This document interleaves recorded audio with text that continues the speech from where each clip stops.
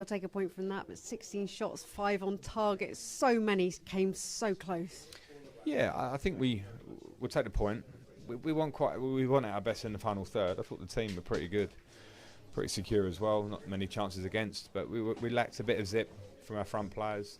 Maybe a little bit in the legs from the weekend, from the game. A lot of exertion in that game. Maybe a bit tense from the situation. But yeah, we created a fair bit. Not enough clear cut.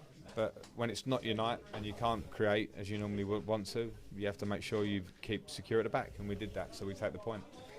Big atmosphere from the fans tonight. Apparently you can hear them well away from the stadium, and then 2 big games now back at home. How pivotal will that be, do you think?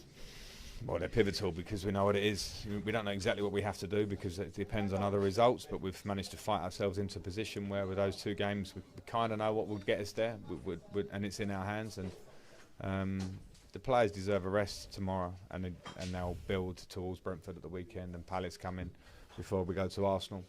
And we just have to approach it with exactly the same manner and attitude that we've approached recent games. You don't know when you're playing that you're going to create protégés, but Mason Mount has now become only the 5th Chelsea player to go into double figures for goals and assists after scoring at Ellen Road. Quite useful for you. Yeah, it was useful. It was, and I'll send him a message later of thanks. I mean, those things are out of your hands, but you know, Mason's a fantastic player, and I'm pleased he's getting those numbers because he's a player of such a high level, and those numbers reflect it. So, brilliant for him. Chelsea did us a favour getting that result, but as I say, we have to make sure that we do our thing to get this over the line, and that's now in front of us. Previous managers have come into Goodison Park and haven't had the support of the fans. You came in a really tough moment, but they're singing your name now, walking to the ground. They all believe you can do that for them, that you're getting the best that previous managers haven't managed. What does that mean to you personally? Because it's been a tight turnaround. It means a lot to me personally because I never took that for granted when I got the job. I knew they were a hugely passionate fan base. And they know Everton better than anyone else. And when I mean that, I mean the national media. The national media look at us and maybe we're a big story. If we go down, we're a huge club, huge history, spent a lot of money. But Evertonians who come here every week maybe understood the position we were in when I came to the job and understand the fight that was on our hands. So I appreciate the support personally on that front.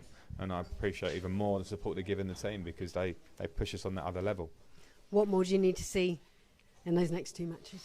Well, just a continuation, but we're at Goodison, and you know we're playing against good teams, but we just need to see ourselves with the same attitude, the same application. That's been spot on. I can't argue with that. From tonight, a little bit more zip at the top end of the pitch. We've got talent up there; they can produce, and to get results, sometimes you need your front boys to produce, and let's hope we see that. Thank you. Thank you.